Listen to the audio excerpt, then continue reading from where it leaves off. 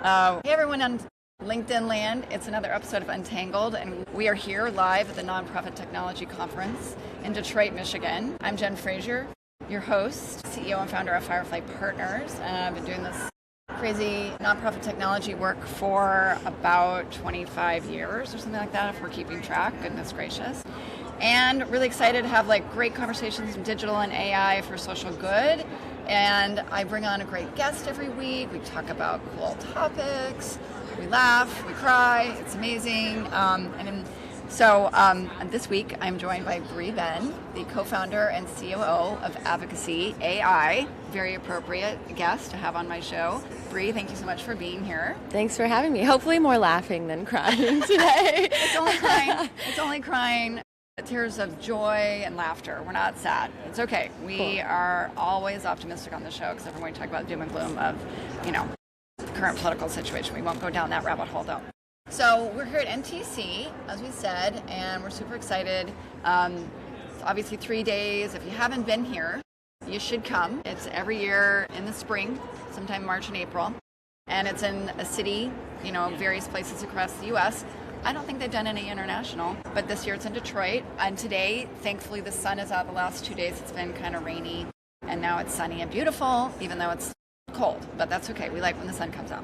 So 3 days of sessions and speakers and fun activities and happy hours and all this great stuff, all about technology in the nonprofit and social good sector. And it's just a great gathering of folks. And this year, as well as last year, the day before NTC starts, Strativation Partners has been putting on this cool, scary AI summit and bringing together lots of speakers to talk specifically about AI. And last year was sort of this ooh, it's new. It's, well, not new, but it's new-ish. And we were bringing together speakers and talking about what's this cool stuff, what's going on. And a lot has happened in a year. I was going to say, that was a long 1 year. A lot happened in a year, so it's kind of crazy. So Bree spoke last year and was oh, this is a cool tool. I'd never heard of Advocacy AI. And I was I want to have Bree on my show. So we're going to talk about Bree's company for a second, and then we're going to talk about what we thought were some of the best takeaways of that sort of AI day before NTC, although I will say there was a lot of AI sessions at NTC this year. But the hot takes from what happened at the cool, scary. So first off, though, Bree, take it away. Tell us about yourself, a little bit about your background, a little bit about your company. Sure. And I'll start by saying this is my second NTC, and people should definitely come. The welcoming has been amazing. I feel like this community is really tight. Nonprofit technology is fairly niche, so It's a good space. But my name's Bree. I've worked in the advocacy and specifically digital space and everything that entails for about a decade. So I've worked in ads, email, content, social, all of the things, CRMs, all the tools. Specifically in the advocacy space for C4s, nonprofits, and occasionally on the political side as well. So about 3 years ago, my co-founder and I built a tool internally that we used for our clients to run advocacy campaigns better. So, we're all familiar with the grassroots landing page tactic of how we're getting people to take action, email their lawmaker. We took that philosophy. We built it into an AI native platform to allow folks to do what we call power the full advocacy lifecycle. So we care more about the meaningful human advocacy that people can do digitally, and how AI can help personalize, how AI can help get people to feel empowered to share their story, and how we can empower organizations to make it really, really easy to collect, store, and distribute that information. And so as for the AI in our name, we're very, very nerdy. We like math. We like machine learning. We love nerds. We think of AI as the complex monstrosity that it is, and never just content generation, which is, a thing. And so my role and responsibility in this space, I think today, is to advocate for not just the possibilities of what AI can be, in our tool and elsewhere, but to just encourage people to play around with their workflows and the actual problems that they want to solve. I'm really, really lucky that my co-founder is a developer, and not everyone has that. But we'll talk a little bit today about how that's also becoming easier for folks to do. I feel like I'm very lucky. I was thrust into the AI space from the perspective of problem solving as far as our tool, and now I get to talk about folks and all the problems they're solving.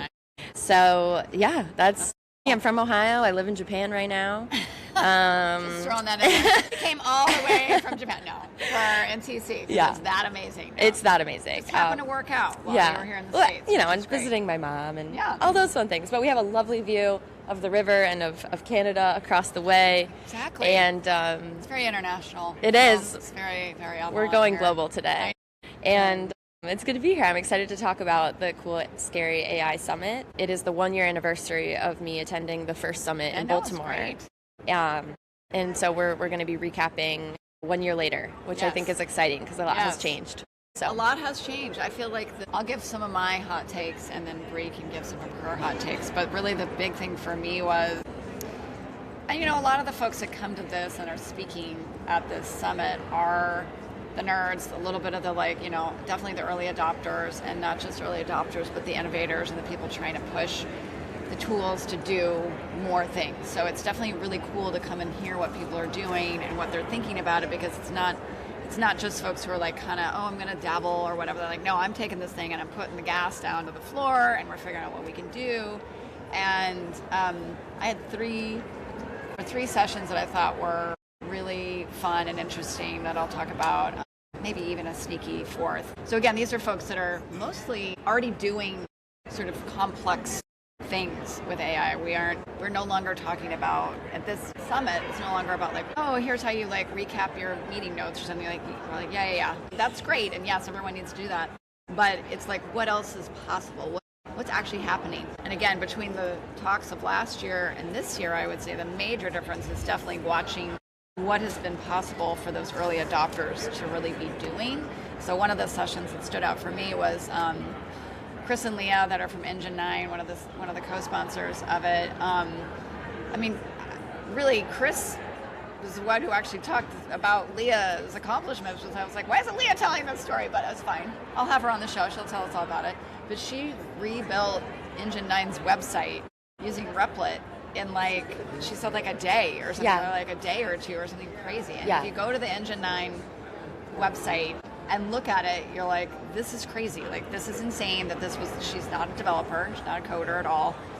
She's a creative person. She's like, I'm the designer and I'm the creative person, and I made this website literally just by telling it with very, a lot of detail what the hell I wanted the, Replit to build for me. And then put in, I want these kinds of graphics, I want this kind of, I want this to be the navigation. Or she even said, sometimes I'd just be like, give me the navigation that's best practice, or whatever. I'd be like, AI can do all these things kind of for you, where you're like, I don't have to think of every last possible thing. You can give it very explicit directions, but you can also say, hey, what do you think? And you're actually thinking, all of the data, of all the world.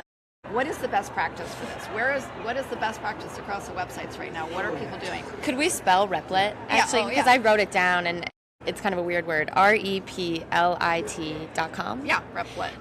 Replit. And I think there's also people can build their own websites using Wix or Squarespace. Mm-hmm. This is decentralized, your own website, as if you are a developer building a custom website without the fees, without someone holding that hostage from you. Yeah. Yes. So that's just I know. Amazing. It was crazy. And I said, so you're in there and so it's built it. And actually I think Ben Childers built the Strativation website too. I think either Replit or someone with Base 44 or something. But then it's like, we want to change the nav. We want to whatever. We want to put a new graphic on the homepage, blah, blah, blah. You literally just come in and then type in, I want to da-da-da, and it just literally goes in the background. It's and read That's exactly what it does. It does. It's back there it's like the Matrix back there, and it's and you're and then their website's just refresh. Yeah. And you're like, that's crazy. Looks good. So it's kind of this whole different, I'm used to going in and back into my WordPress, doing da-da-da-da, finding a page, making the updates, da-da-da, super manual, whatever. And then now it's this thing has just happened where you're like, whoa, and, talking to my developers about, we want to redo the back of our website, we want to do some different things. You know, I was kind of like, should I? And I talked to her about it. And I'm like, should we just rebuild the Firefly website using Replit? She's like, 100% yes. She's And like, you have a great website. She's like, I would. She's like, put in your website. Be like, keep the design, but I want to change this. I want to change that. It will literally do whatever. I was like, now you're killing me right now. So anyway, coming to a screen near you, maybe I will be playing around and I'll be figuring out. So that was the one that maybe mostly was like, this is crazy talk. Like, this is not something that would have been possible even that year ago. It was something we were thinking like, oh, what's going to happen to like developers, or what's going to happen to this or that and whatever. And now you're like, oh, damn. Okay, so developers. And that was Chris's talk, which I think was one of everyone's visuals. Like, if you own stock in a CRM company right now, they're down 30% in the last 3 months. It's over. Yep, especially if you're a developer and engineer. You know, I was like, oh. Yeah, so I was like, okay, yes, and also, so if you have to figure out how to use the tools better, but also, like, maybe that's just not even going to be a thing anymore. So it's like, all these things are like, whoa, and I know there's a lot of like, oh, panic, jobs are going to disappear or whatever, but I think the other message I would say coming out of this very strongly is not certain jobs might disappear, but also jobs are changing, new jobs are coming up out of nowhere, and just I think the idea of what you need to do and prepare yourselves, which I'm 2 kids, one's in college, one's going to go to college soon. You have to know how to be fluid right now because everything is changing so quickly. You can't just be like, I'm going to go do a thing and I'm going to learn this one trade. I mean, it's not even like my generation, but even 2 generations ago, it was like you got a job and you stayed in that job your whole life and whatever. That's obviously been long gone. But there's even this idea that you have a thing that you know how to do, and you do that for a chunk of your career. It's kind of like not really, I think, where we're going. I think things are just going to be a lot more fluid. So that was my those first couple talks, like Chris and Leah, like the combination of the 2 of them, and the stuff that they're doing, I think was just super innovative and crazy, and I was just super impressed with what Leah was able to do. Absolutely. Give me a hot take, Bree. What do you got? And Jen, you know I love a hot take. Who doesn't love a hot take? Okay, give it. Well, so my hottest of take, overarchingly, between last year and this year is that we're talking about completely different things as an industry. Yeah. And I want to catch people up to that because people that aren't sitting in these rooms may not be aware how dramatic this shift has been. Yes. So last year, when I spoke at the Cool Scary AI Summit, there were wonderful talks that spanned the scope of scary to cool. Yes. And I sat in sort of a weird middle seat where I was like, hey y'all, there's a lot of hype that's junk and we should kind of just pay attention to try to develop your junk radar pretty well. And so and also a lot of talk about the ethics of AI, the environmental impacts, stolen information, and all of these things. All of those things still matter. Totally still there. However, I noticed a huge shift this year, which was, it's happening regardless of whether we want it to or not. And so let's shift our perspective to how can we be civically engaged in what is going on, and how can we as human beings continue to do what human beings do in this new environment that we're dealing with. So to preface that for folks that are not as tuned into the AI space, last year when we said AI, a lot of times we were talking about ChatGPT, right? We were talking about speaking with LLMs.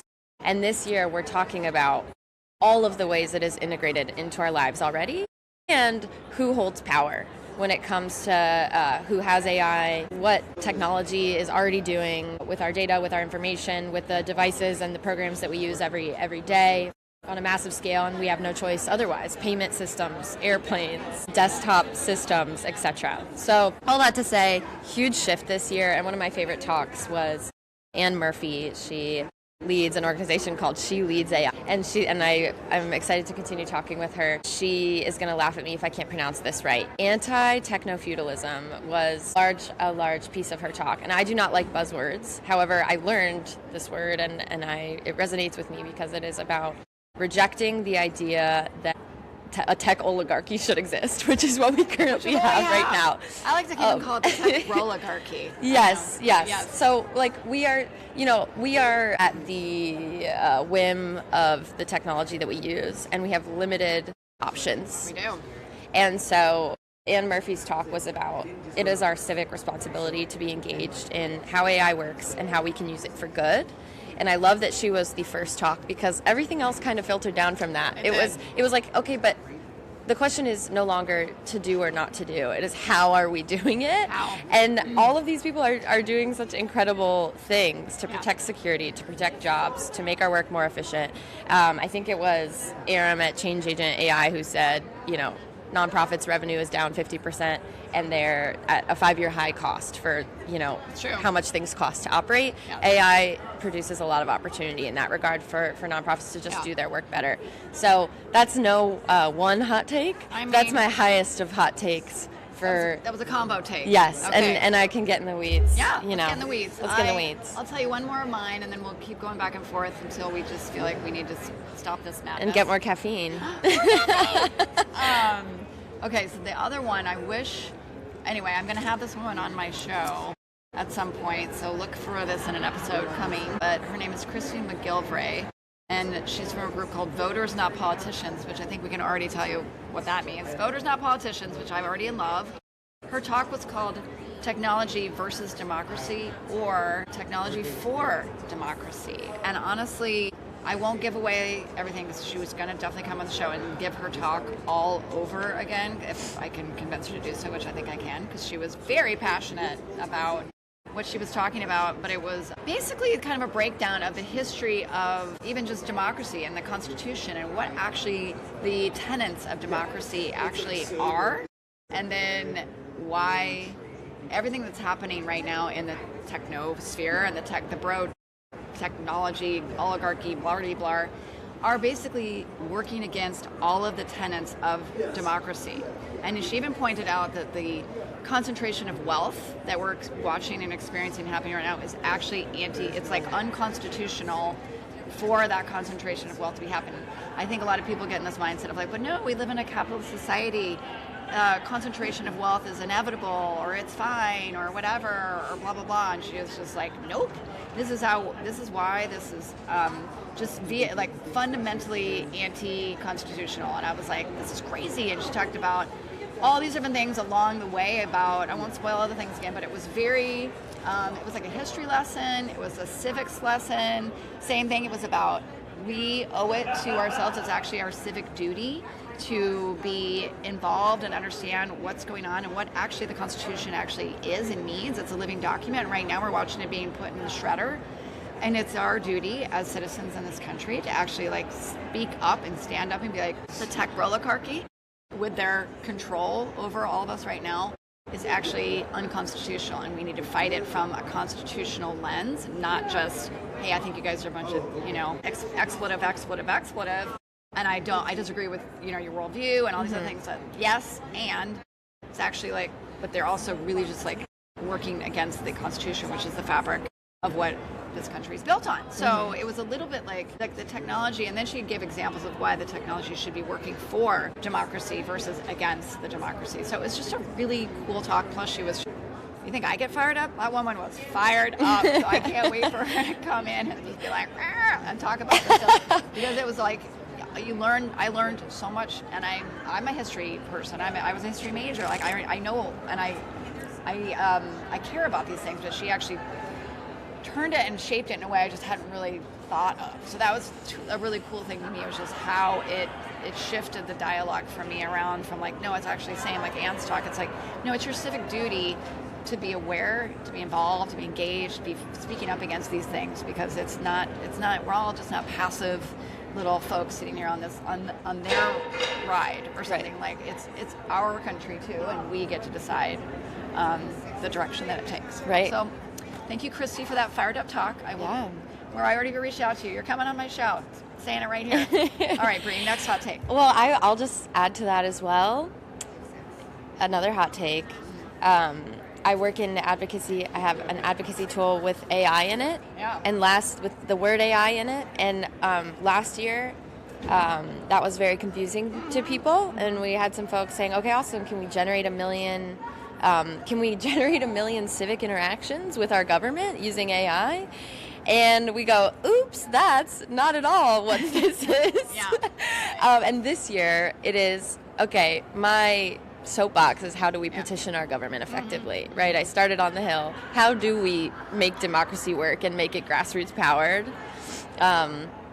And the way it should be. which is the way it should be. Right. And the AI in it is so much more about everything she was talking about. Yeah. And so that really resonated as well. I will switch gears to a hot take from Katie Hins at Teal Media. She's their creative director.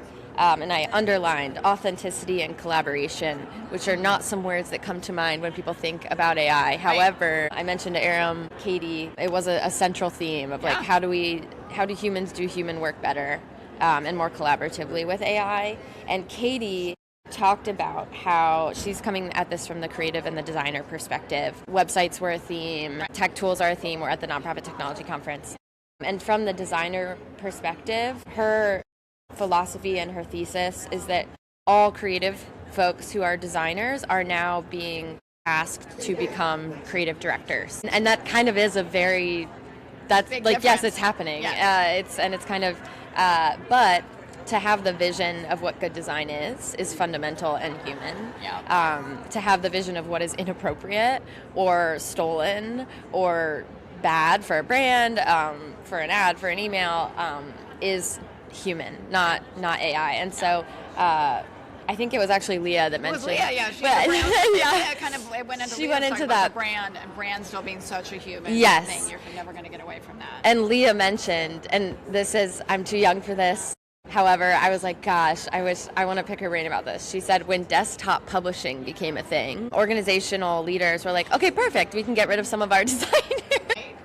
And she was like, ooh, actually, no, I'm working overtime to figure out how to work this thing. Right. Will it be more efficient at the end of the day? Yes. However, learning how to use them is a full-time job. So back to Katie, she emphasized the importance of playing. She listed out some awesome tools, which I can pass you in the notes to get in the blog, or if that's helpful. But she threw out a lot of resources around, how she's effectively creating and doing her job as an art director and encouraging her designers to do the same. When it comes to, she's building a comic book, she's, for her clients, they do all sorts of things. That was a cool story. And there's so much you can do right now. There's so many tools out there. I use one called Visily.ai. It's VISILY.ai for the technology perspective of UX design and playing around with what looks good and, So many.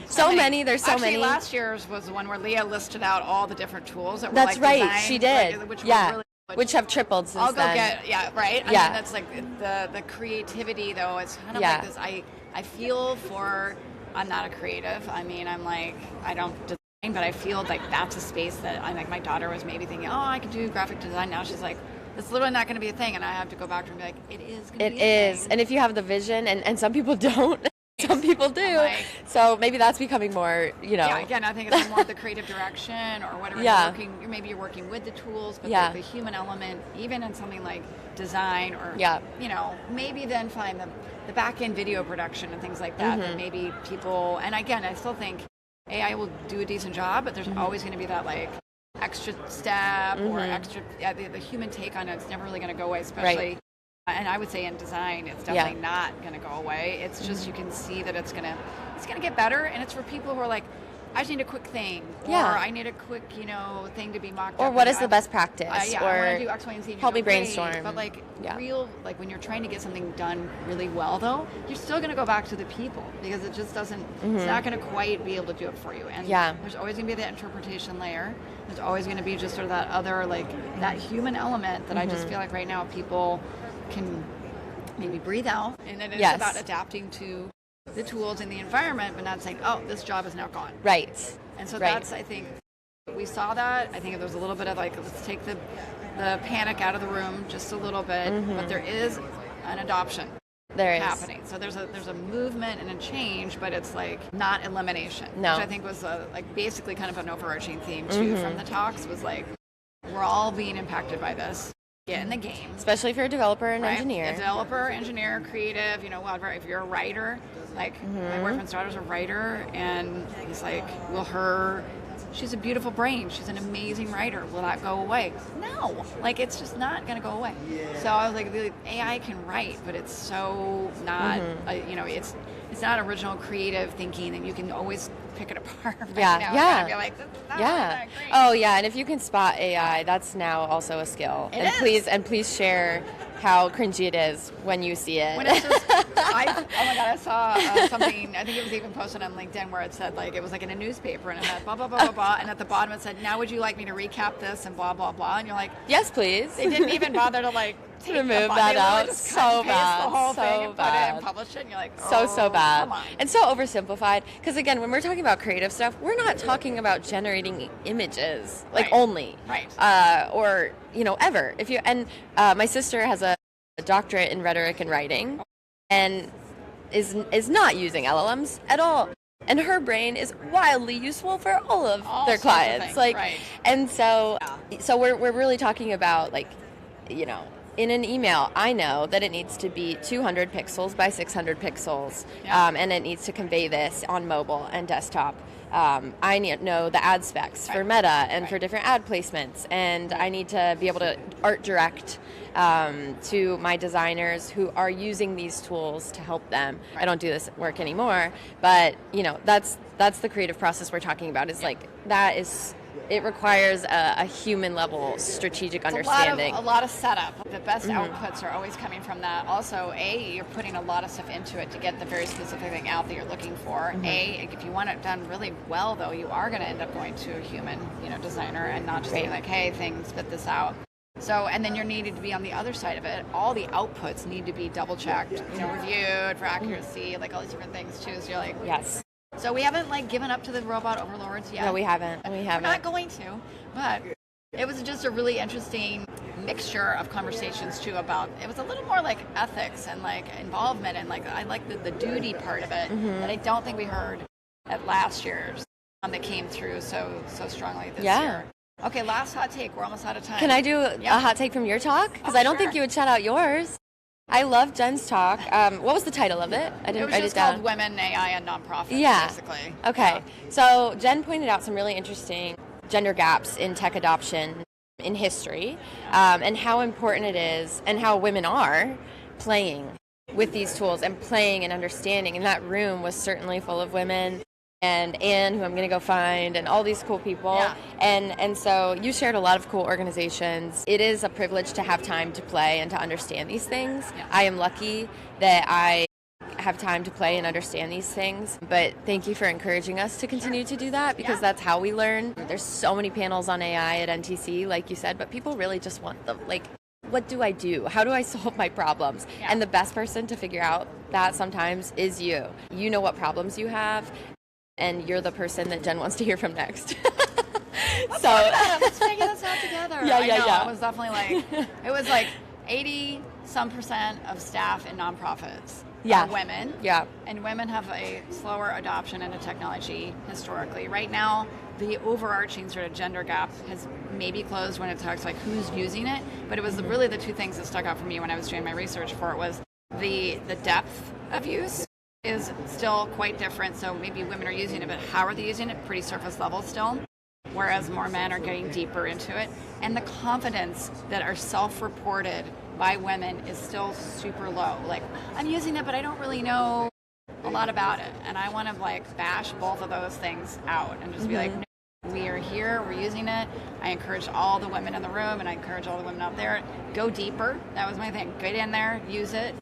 Get the basics out of the way so you feel comfortable, and then really explore and go a little bit deeper in the usage of the tools. You said no one knows what they're doing. Hop on the train, and please ask your tech vendors what solutions they can help provide for you with AI in their systems, because they're doing it and they're guessing.